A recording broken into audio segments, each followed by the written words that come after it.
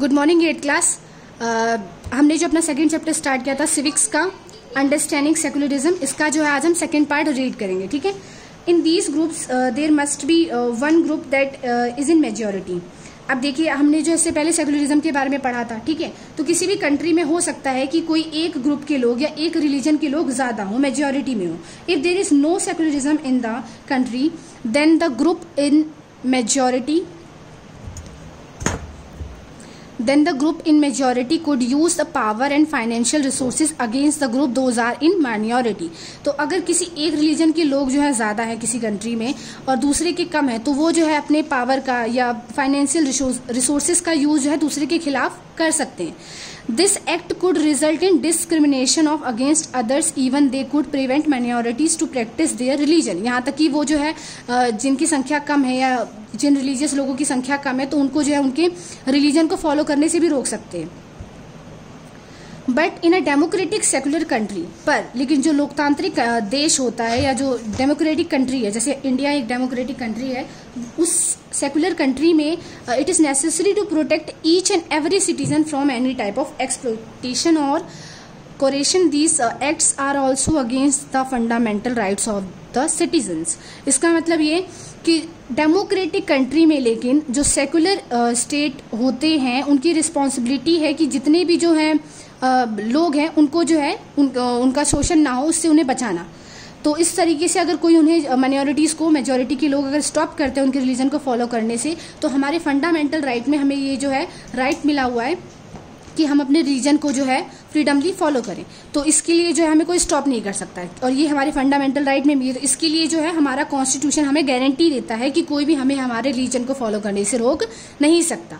ठीक है। तो इस तरह से जो है मेजॉरिटी और माइनॉरिटी के लोगों का जो डिस्क्रिमिनेशन है बीच में, वो यहाँ पर जो है नहीं हो पाता है। ठीक है। चलिए अब आगे देखते हैं। In democratic society, there is a need to protect the freedom of individuals to exit their religion, embrace another religion, or have the freedom to interrupt religious teaching differently। Democratic society में जो rulers होते हैं या जो public होती है, उन्हें ये पूरा फ्रीडम है या उन्हें पूरा ये राइट मिले हुए हैं कि अपने रिलीजन को फॉलो करें, और उनका जो स्टेट है वो इस चीज़ की उन्हें गारंटी देता है कि कोई भी उन्हें जो है इसके लिए स्टॉप नहीं करेगा।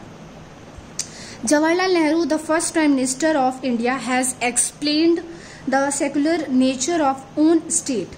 जो जवाहरलाल नेहरू जो कि इंडिया के फर्स्ट प्राइम मिनिस्टर थे, उन्होंने जो है सेकुलर नेचर इंडिया को जो है कैसे, उन्होंने उनका स्टेटमेंट नीचे दिया हुआ है कि उन्होंने जो है इंडिया के सेकुलरिज्म के बारे में क्या कहा है। तो वो स्टेटमेंट में रीड करती हूँ, उसके बाद मैं आपको इसका मीनिंग बताऊंगी। It means while religion is completely free, the state including in its wide fold various religion and cultures gives protection and opportunities to all and thus bring about an atmosphere to tolerance and cooperation। जो India का secularism है, इसमें भले ही जो political लोग हैं वो religion से दूर रहेंगे, लेकिन उनकी ये ड्यूटी है कि वो सबको जो है प्रोटेक्शन दे हर चीज़ के लिए, चाहे वो रिलीजियस मैटर ही क्यों ना हो। ठीक है।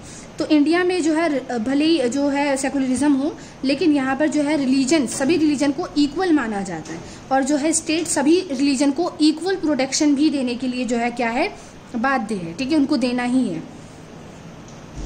और सबको जो है इक्वल अपॉर्चुनिटीज मिलेगी अपने रिलीजन को फॉलो करने के लिए, एक जैसे समान अवसर मिलेंगे अपने जो है धर्म को फॉलो करने के लिए। ठीक है।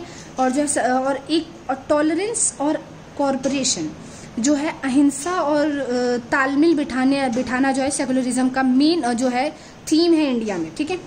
नेक्स्ट है Indian secularism. Ashoka's secular outlook is one of the landmarks not only one of Indian civilization but also of the human civilization itself। Ashoka जो थे, उन्होंने जो है सेकुलरिज्म, अशोक आपको पता होगा, अशोक जो है बहुत बड़े किंग थे इंडिया में। आपने हिस्ट्री में इनके बारे में पढ़ा होगा, और नहीं पढ़ा होगा तो आप आगे और पढ़ेंगे इनके बारे में। ठीक है। Marks not only of Indian civilisation but also of the human civilisation itself. जो अशोका का टाइम पीरियड था उसमें उन्होंने जो है बौद्ध रिलीजन को बहुत ज़्यादा जो है महत्व दिया था, और बहुत सारे जो है बौद्ध रिलीजन के जो मैसेजेस हैं वो मॉन्यूमेंट्स पे लिखवाए थे। तो ये जो है ह्यूमन सिविलाइजेशन है, मानवीय सभ्यता है, जहाँ पर जो है लोगों को ऐसी चीज़ें फॉलो करने के लिए कहा गया था जहाँ पे जो इंटॉलरेंस यानी जो हिंसा है वो कम हो। ठीक है, टॉलरेंस को जो है प्रोटेक्शन, जो जितने भी जो लोग हैं सबको जो है हिंसा नहीं करने के लिए जो उन्होंने मैसेज दिया था। ठीक है, आगे देखा religious sects but also to develop a spirit to reverence towards them. He placed for restraint of criticism of other religions and sects.